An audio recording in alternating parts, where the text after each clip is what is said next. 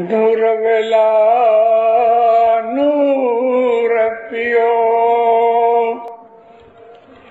آئی کریو من آنند جی او پویڑا راکھوشا پیر سو سبنگ جیت میں جاگو جاگو بھائیڑا رہنا گیانیا جی کے سمے چھتو مومن بھائی جی رہنا گیانیا مولانا حضرت امام کے صلوات پڑھو دیں دورہ اللہم صلی اللہ۔ ہم مسلمان ہیں، ہمارا دین اسلام ہے، دین پہ چلنے کے لیے ہمارا جو طریقہ ہے وہ اسماعیلی ہے، لیکن اسماعیلی اور بھی ہیں، اس لیے ہمارے طریقے کے اندر ہمارا جو مذہب ہے وہ نظاری ہے، ہم لوگ نظاری اسماعیلی ہیں، بحر الویہ اسماعیلی ہے۔ اے مومنو،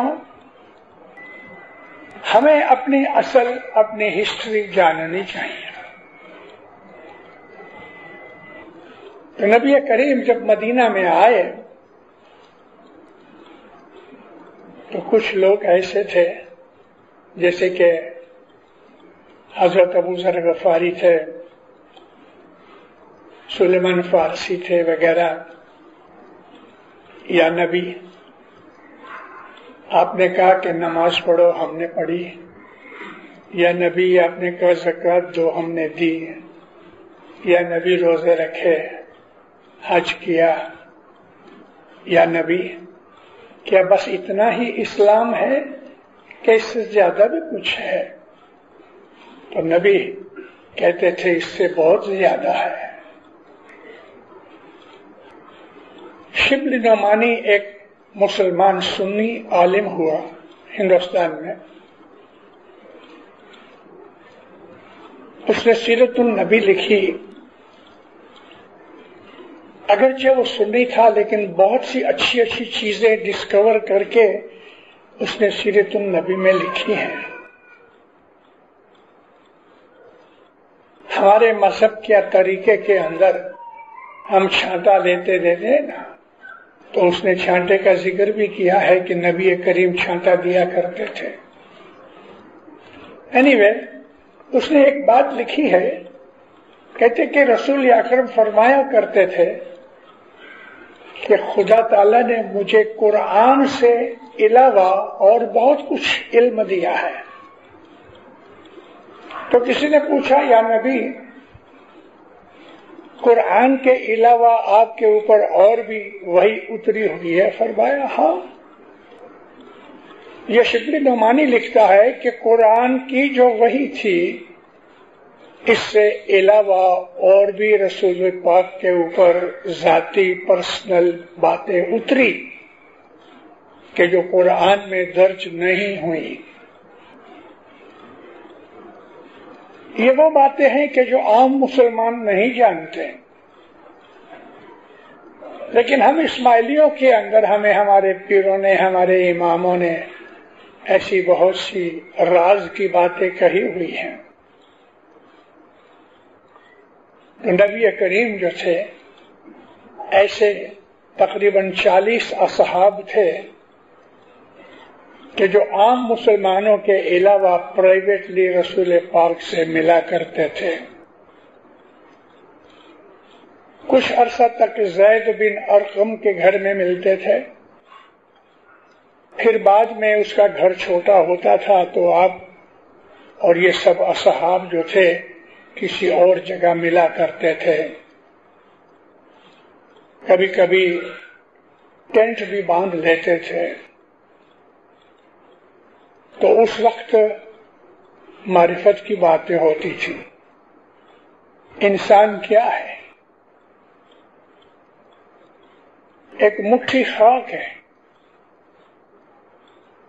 لیکن اسی انسان کو خدا تعالیٰ نے بڑے عظیم درجے دیے ہیں، اور خدا کی بخششوں کا کوئی اینڈ نہیں. عام انسان سے لے کے کسی نبی یا رسول تک کوئی بھی آدمی پہنچ سکتا ہے، اور وہ پہنچتا ہے اس رستے پہ چلنے سے کہ جو رستہ نورانی رستہ ہے، اور وہ ہمارے طریقے کے ساتھ لگا ہوا ہے. قرآن میں فرمایا اللہ کے اے محمد، تو اور تیرے اصحابوں میں سے چند فرینڈ آدھی رات کو اٹھتے ہو یا تھوڑی رات کو اٹھتے ہو، آدھی یا تہائی یا اس سے بھی تھوڑی رات کو تم لوگ اٹھتے ہو اور خدا تعالیٰ کے راستے پہ جد و جہد کرتے ہو.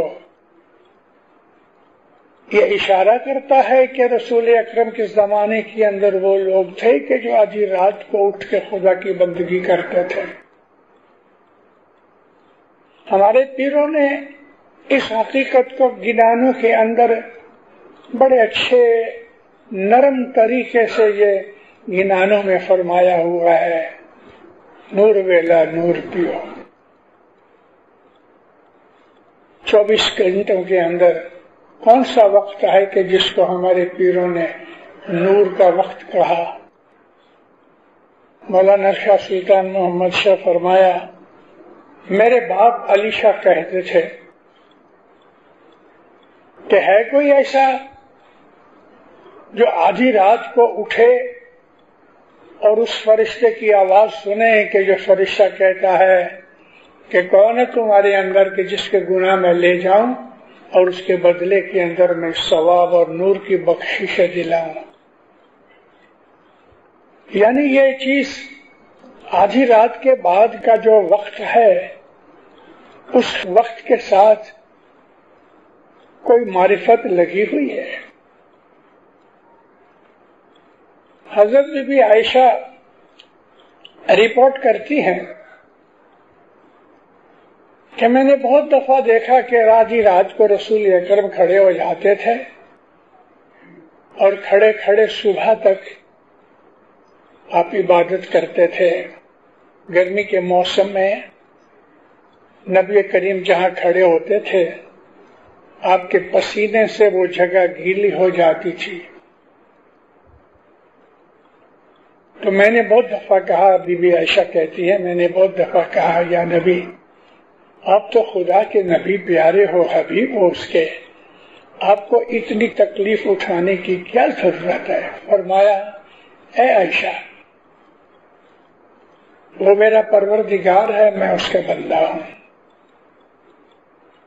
میں بندگی ظاہر کرنے کے لیے عبادت کرتا ہوں. یہ جو وقت ہے رات کی آدھی رات گزر جانے کے بعد، اس کو نور کا وقت کہا ہمارے پیروں نے. اور جیسے جیسے صبح نزدیک آتی جاتی ہے تیسے تیسے نور کی شدت بڑھتی جاتی ہے. میں آپ کو ایک سائنٹیفک بابت کہنا چاہتا ہوں یہ سمجھنے کے لیے. ہماری زمین ایک بہت بڑا فٹ بال کی طرح ایک بال ہے. جب سورج ایک طرف ہوتا ہے تو دوسری طرف اندھیرا ہوتا ہے. جیسے جیسے زمین گھومتی رہتی ہے، زمین گھومتی ہے ایسٹ سے ویسٹ کو، تو ہم کو ایسا لگتا ہے کہ سورج ایسٹ میں سے نکلتا ہے. جب سورج آدھے درمیان ہوتا ہے تو بالکل اپوزٹ سائڈ میں جو اندھیرا ہے اس کو عربی میں ظلمت کہتے ہیں، اندھیرا. اور جیسے جیسے زمین گھوم رہی ہے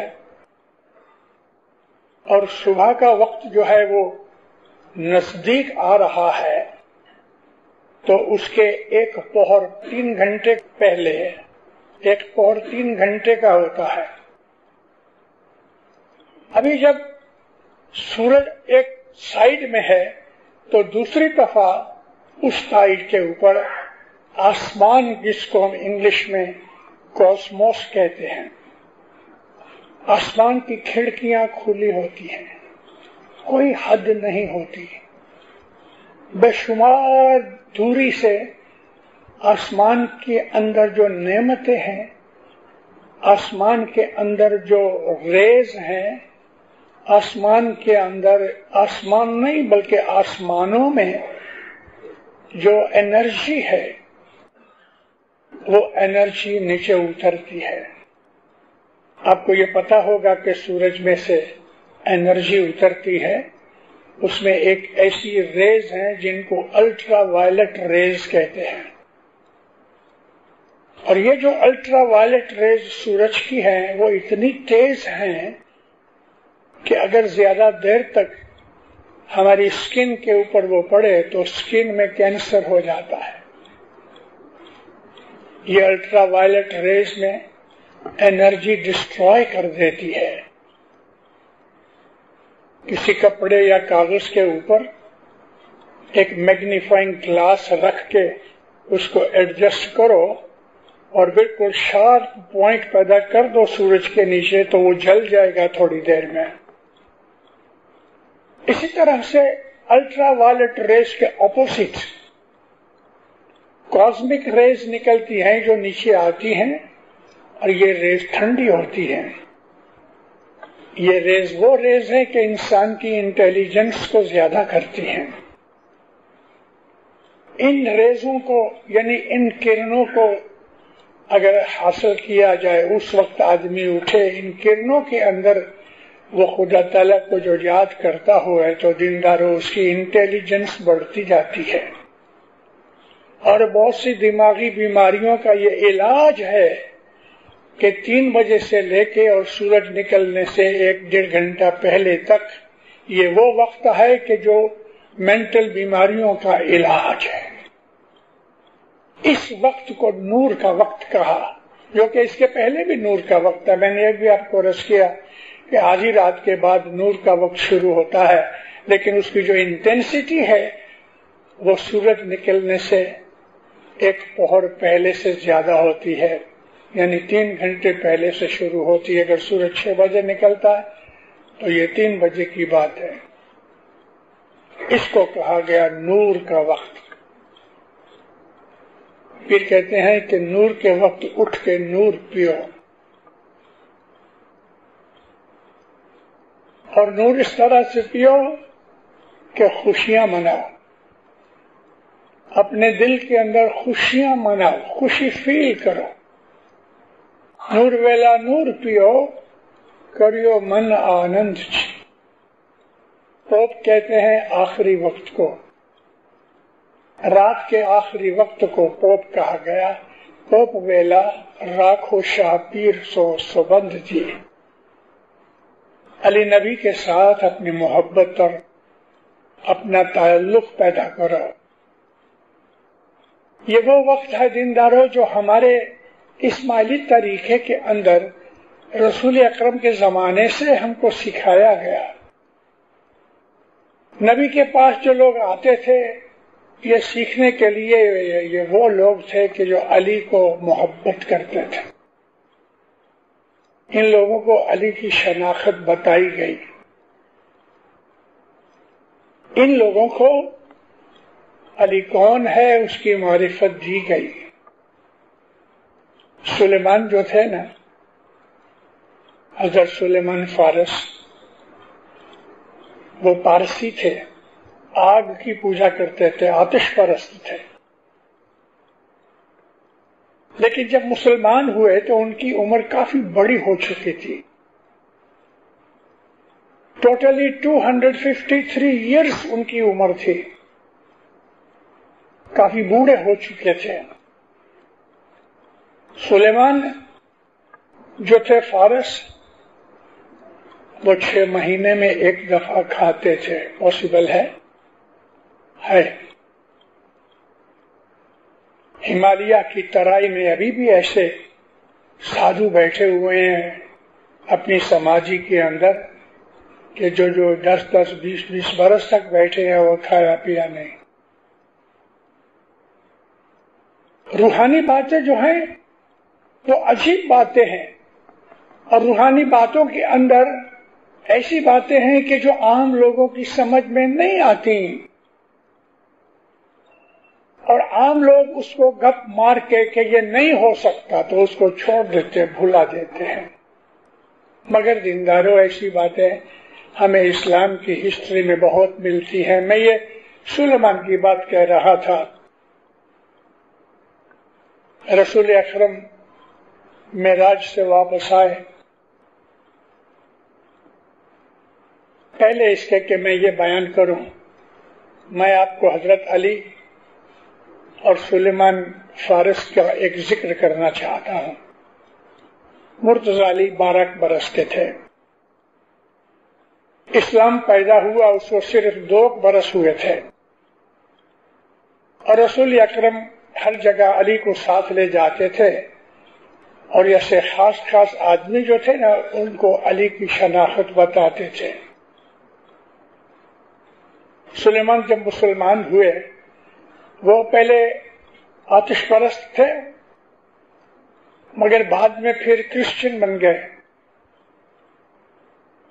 اور کرسچن عیسائی میں سے جب نبی آخر الزمان محمد صلی اللہ علیہ وآلہ وسلم کا ظہور ہوا تو حضور کے پاس آ کے مسلمان ہوئے، علی سے ملا کرتے تھے۔ سلیمان نے محسوس کیا کہ یہ 12 برس کا لڑکا جو ہے، میری اتنی عزت ہونی چاہیے، اس بزرگی کے اندر تو اتنی عزت نہیں کرتا۔ اس وقت بھی 200 برس کے اوپر تھے۔ یوں ہی ایک دن مرتضی علی گھوڑے پہ چلے آتے تھے اور سلیمان اپوزٹ سائڈ سے آتے تھے۔ مرتضی علی نے گھوڑا کھڑا کیا اور گھوڑے پہ بیٹھے رہے۔ عربی تمدن کے حساب سے اس لڑکے کو نیچے اتر کے بزرگ کو سلام کرنا چاہیے۔ اس بزرگوں کے سامنے گھوڑے پہ بیٹھنا بے ادبی اور بے عزتی کی بات ہے، تو مرتضی علی نیچے نہیں اترے۔ سلیمان کو ذرا برا لگا، کافی دنوں سے وہ دیکھ رہا تھا، آخر رہ نہ سکا، کہتا ہے یا علی، آپ 12 برس کے، میں بزرگ ہوں اور میری بزرگی کا کوئی خیال نہیں۔ مرتضی علی ہنس کے کہتے ہیں، اے سلیمان، تیری کتنی عمر ہے؟ کہا اتنی۔ سلیمان، تیرے کو فاران کا جنگل یاد ہے کہ جہاں ایک شیر نے تیرا راستہ روک لیا تھا؟ 100 برس کی بات تھی، یہ 12 برس کے لڑکے کو کیسا پتہ لگا؟ تھوڑا سا ضرور چکرا گیا۔ کہتے ہاں یا علی، مجھے یاد ہے۔ کیا ہوا؟ کہتے ہیں میں فاران کے جنگل میں سے گزر رہا تھا، ایک شیر ببر نے میرے راستے میں آ کے مجھے للکارا اور میں ڈر گیا۔ مولا پوچھتے ہیں پھر کیا ہوا؟ یعنی ناگہا ایک سائڈ سے کوئی ایک 10-12 برس کا لڑکا نکلا اور اس نے شیر کو للکارا، منہ نیچا کر کے شیر واپس چلا گیا۔ اچھا، کہتے ہیں مجھے ہوش آیا، میں نے ادھر ادھر دیکھا، اور کچھ جنگلی پھولوں کو اکٹھا کر کے ایک گلدستہ بنایا اور گھٹنے پہ بیٹھ کے میں نے اس لڑکے کا شکریہ ادا کیا اور یہ فاران کے جنگل کے پھولوں کا گلدستہ پیش کیا. مرتضی علی یہ بول رہا تھا تو مرتضی علی نے اپنے پیراہن کو اونچا کر کے اندر ہاتھ ڈال کے پھولوں کا ایک گلدستہ نکالا. اے سلیمان، کیا یہ گلدستہ یاد ہے تجھے؟ اب سلیمان کو پتہ لگا کہ یہ کون ہے. مولا گھوڑے پہ بیٹھے ہیں، اس نے ایک گھٹنا زمین پہ رکھ کے مولا کو سلام کیا. کہتا میں معافی چاہتا ہوں، یہ علی کی شناخت کا پہلا موقع تھا. اب اسے معلوم ہوا کہ علی کون ہے. تو حضرت مرتضی علی کے پاس آیا جایا کرتا تھا. جب معراج سے واپس آ گئے تو حضور نے فرمایا اے سلیمان، نبی کے پاس جاؤ اور نبی کو کہنا میں نے تجھے بھیجا ہے، اور پوچھو کہ یا نبی معراج پہ آپ کی اللہ کے ساتھ کیا باتیں ہوئی ہیں. رسول پاک کے پاس گیا، سلام کیا، بیٹھا اور کہا کہ مجھے علی نے بھیجا ہے، میں آپ سے پوچھوں کہ یا نبی معراج پہ کیا باتیں ہوئی ہیں. حضور کا چہرہ اتر گیا، آنکھیں بند ہو گئی، منہ ذرا سا نیچے گر گیا، آپ خاموش ہو گئے. وہی اتری، اے محمد، ہم نے سلیمان کو اہل بیت میں قبول کیا ہے، اس کو بتاؤ. یہ ایک ہی شخص تھا کہ جو اہل بیت میں سے نہیں ہے، رسول اللہ کی علی کی آل میں سے نسل میں سے نہیں ہے. ایک پارسی ایرانی تھا، لیکن اس کی محبت جو تھی علی نبی کے ساتھ اور اس کی جو عبادت تھی اس کی درجہ یہ پہنچا کہ اللہ نے اس کو اہل بیت میں قبول کیا. یہ جو نور کی حقیقتیں، نور کی باتیں ہم اسماعیلیوں کو جو ملی ہوئی ہیں، ہم نے آج تک اس کو ناخن سے کوریدا نہیں ہے کہ تھوڑا سا اس میں سے خاک نکلے. کسی چیز کو ناخن سے کورے دیتے ہیں تو اس میں سے خاک نکلتی ہے. ہم نے اتنا بھی اپنے مذہب کو کوریدا نہیں ہے. حقیقت تو یہ ہے دینداروں کے ہماری جماعتوں کے اندر ایسے لوگ ہیں ہی نہیں. کہیں کہیں کہیں کہیں اندھیری رات کے اندر، بادلوں والی رات کے اندر کہیں کہیں اکا دکا کوئی ایک تارا نظر آتا ہے. ایسا ہماری جماعتوں کے اندر اکا دکا کوئی ایک مومن نظر آتا ہے. مومن سب ہیں، لیکن نور تک پہنچنے کے اور نور کی حقیقت کو جاننے والے کتنے ہیں؟ کتنے ہیں ہماری جماعت میں کہ جنہوں نے بیت الخیال کی عبادت لی ہے اور نہیں اٹھتے، اور کتنے ہیں کہ جو اٹھتے ہیں، اور کتنے ہیں کہ جنہوں نے اس میں سے کچھ پایا ہے. میں آج دنیا کے اندر 75 سال سے واضح کر رہا ہوں. میری 86 سال کی عمر ہے اور الحمدللہ میں نے ہزاروں ایسے لوگ ملے ہیں، دیکھے ہیں. الحمدللہ آج بھی ہے ہماری جماعت کے اندر ایسی عظیم ہستیاں ہیں، لیکن دن بدن گھٹ رہی ہیں. ایک ایسا زمانہ تھا مولانا علی شاہ، مولانا سلطان محمد شاہ کے زمانے کے اندر کہ بہت سے لوگ تھے، بہت سے لوگ تھے دیندار، اور الحمدللہ ان بہت سے لوگوں میں سے میں کئی لوگوں کو جانتا پہچانتا ہوں.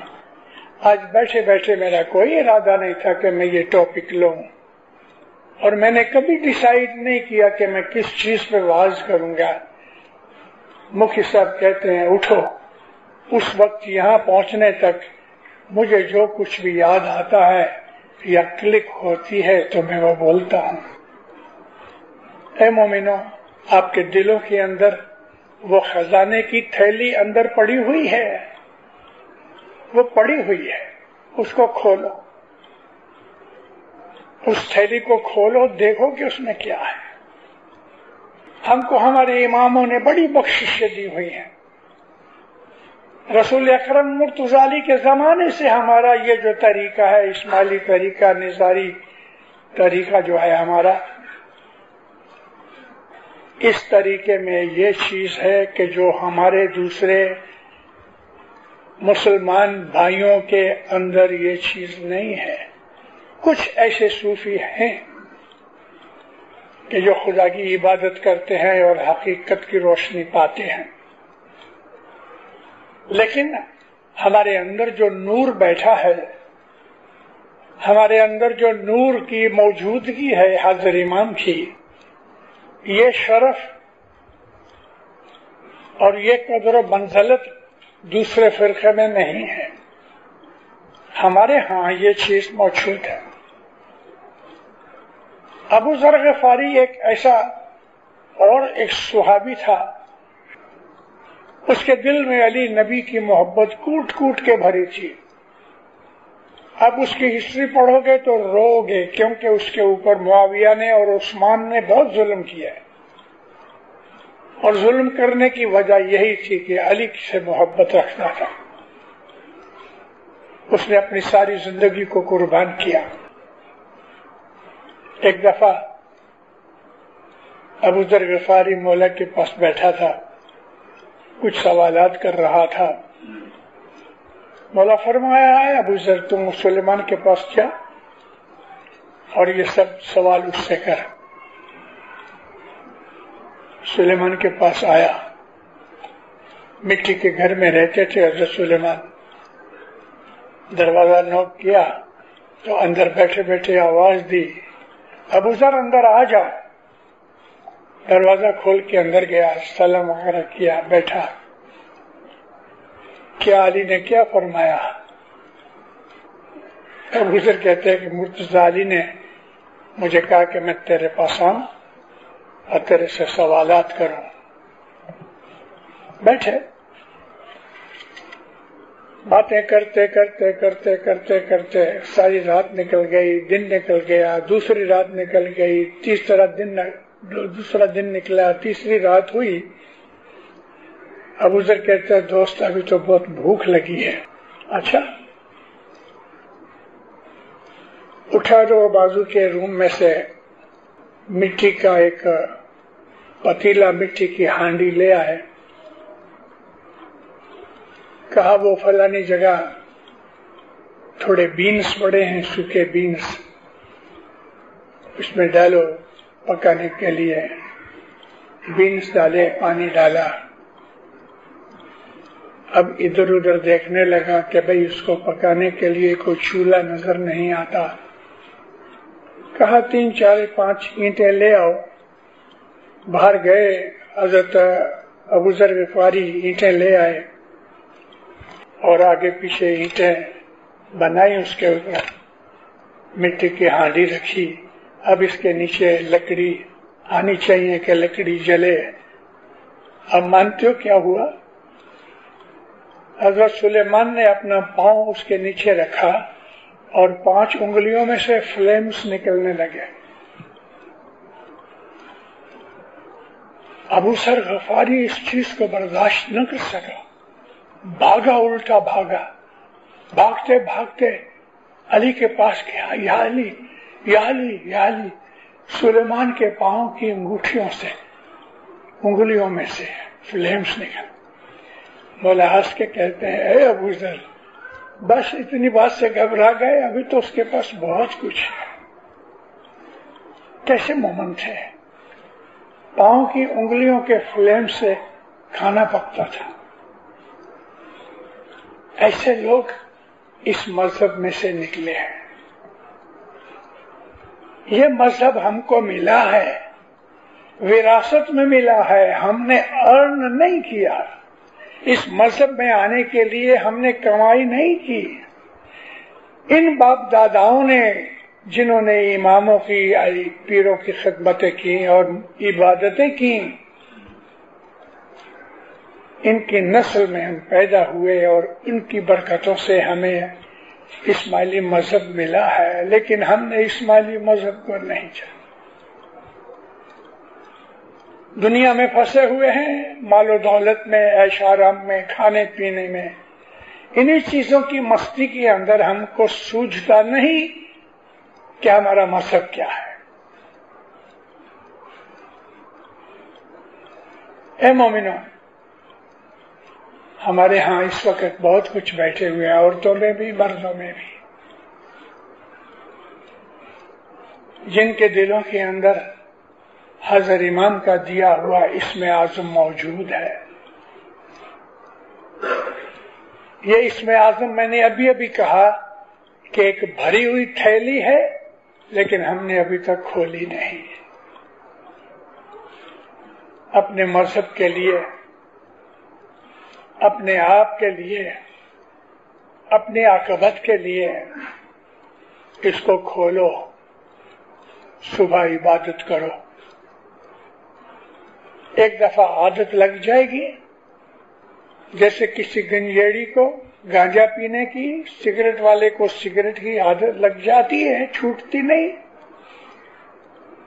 اس سے بھی زیادہ انٹینسٹی کے ساتھ عبادت کی عادت پڑ جاتی ہے تو پھر زندگی بھر وہ چھوٹتی نہیں.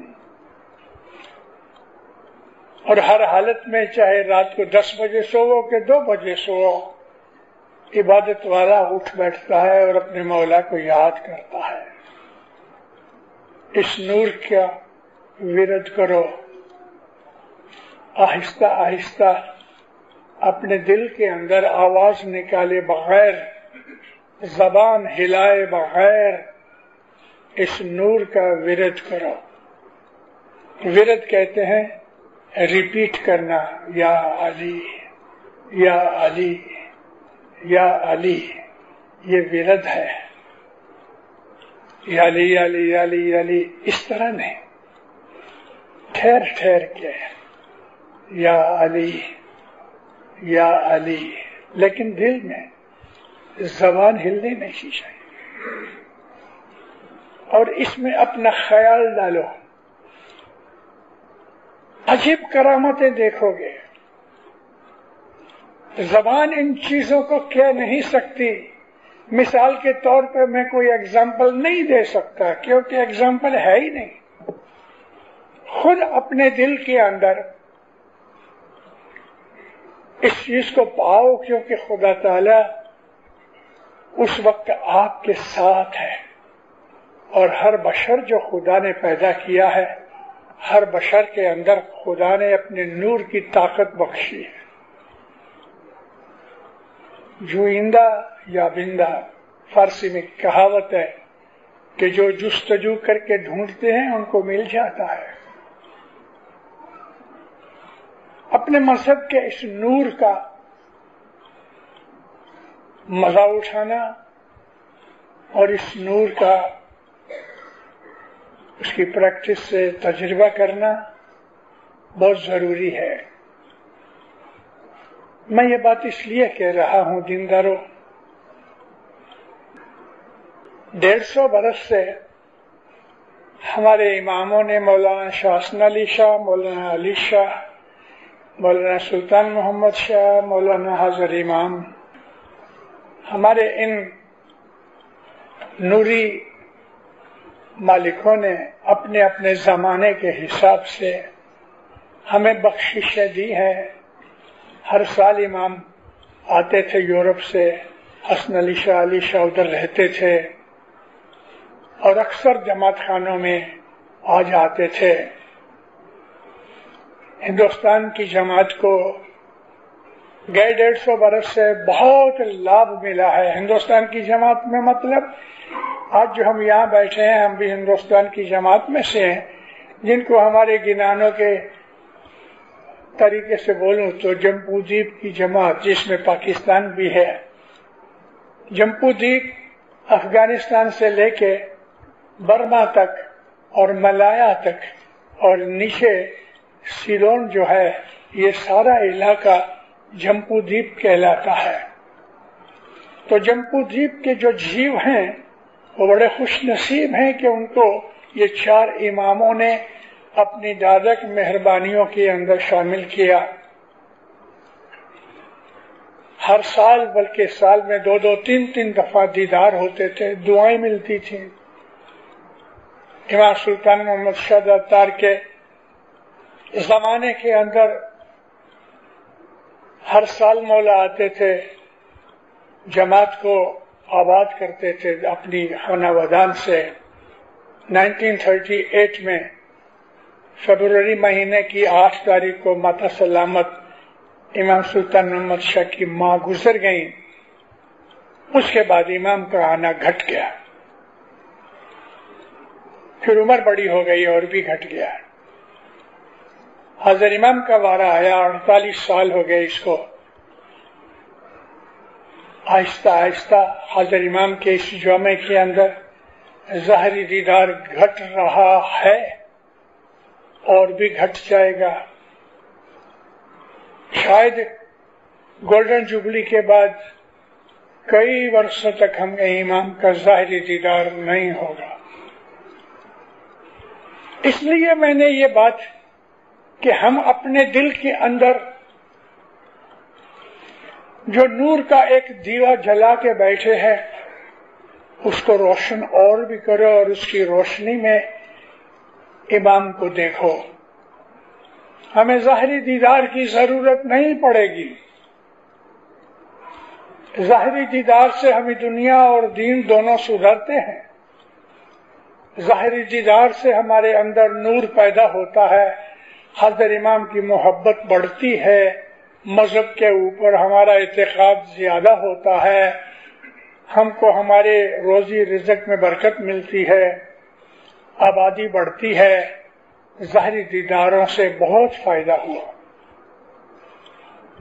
और ज़ाहिरी दीदार का फायदा आप सबको याद है, पता है कि हज़रत अली शाह माँ बाप के जमाने के अंदर जो जमात थी हिंदुस्तान में वो इतनी गरीब थी, पाँव की जूतियां या जो कुछ भी फुटवेयर तो था ही नहीं। अरे तन के कपड़े में वही कपड़े थे कि जो तन पे थे। अगर तन पे से कपड़े उतार के बदलना चाहते थे तो दूसरा कपड़ा नहीं था। यहाँ तक कि हमारे घरों में खाना पकाने के लिए कोयले या लकड़ी खरीदने के पैसे नहीं थे। हमारी माओ बहनों ने, नानियों दादियों ने गाय भैंस का गोबर सुखा के उसको जला के खाना पकाया और खाते थे। इतनी गरीबी थी। और आज भी कहीं कहीं काठियावाड़ के अंदर इतनी गरीबी है। इस गरीबी में से खानावदान ने हमें ऊंचा उठाया। ज़ाहिरी दीदार ने हमें हिम्मत दी, ताकत दी। चढ़ते चढ़ते खानावदान खानावदान खानावदान हमको उठाता गया।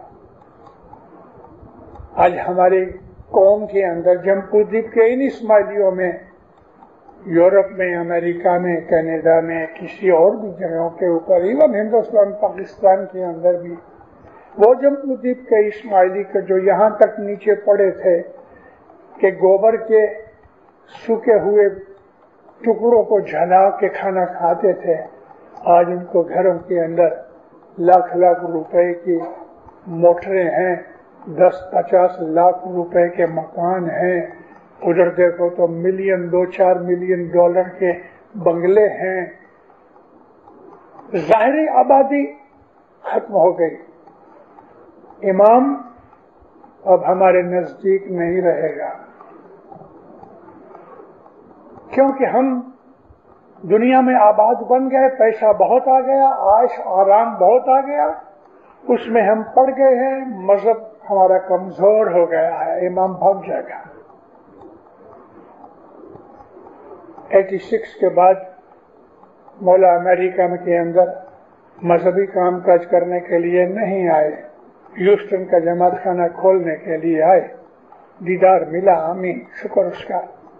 13 برس کے بعد کینیڈا میں صاحب یہ جون مہینے کی 8 اور 10 کو آئے۔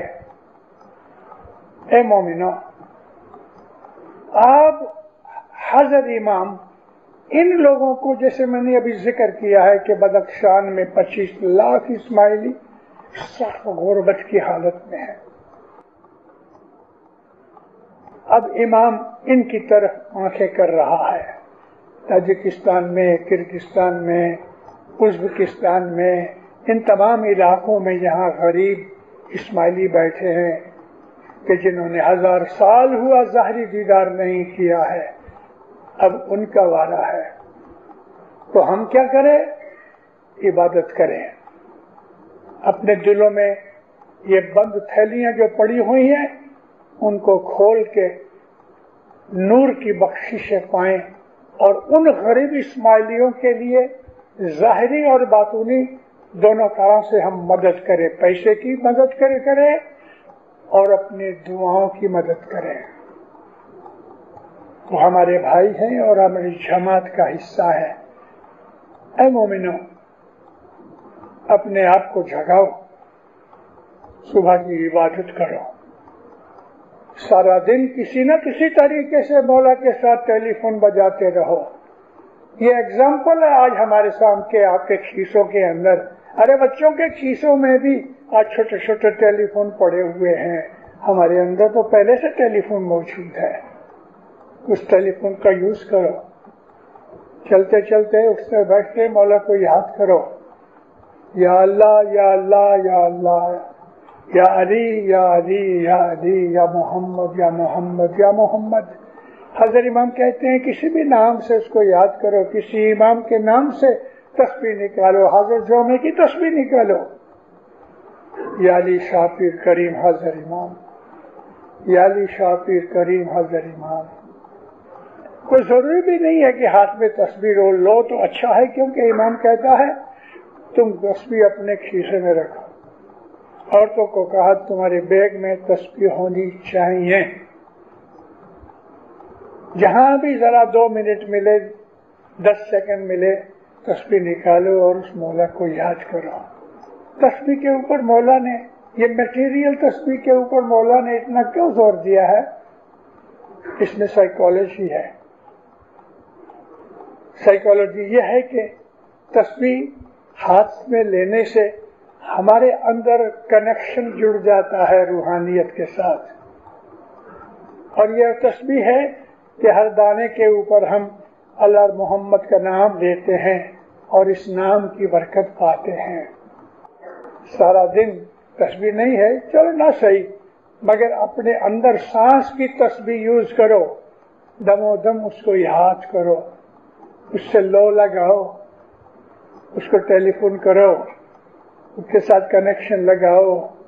دنیا اور دین کی نعمتیں برکتیں ملی ہیں اور بھی ملیں گی، اور سب سے بڑی نعمت جو ملے گی تو دل کے اندر اس نور کی موجودگی کی وجہ سے جو خوشیاں ملیں گی وہ کسی بھی صورت سے کہیں نہیں جا سکتی۔ اے مومنو، میں آپ کا شکر گزار ہوں، اچھی طرح آپ نے مجھے سنا،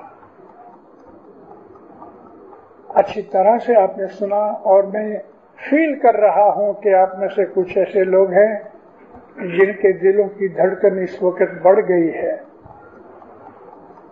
مبارک ہے، اپنی روحانی نورانی زندگی کو جگاؤ، عبادت کرو، عبادت کرو۔ ہے جی ملو رکھی سرو میرا ملو بھائی، اپنا جیوڑا نے خاطر،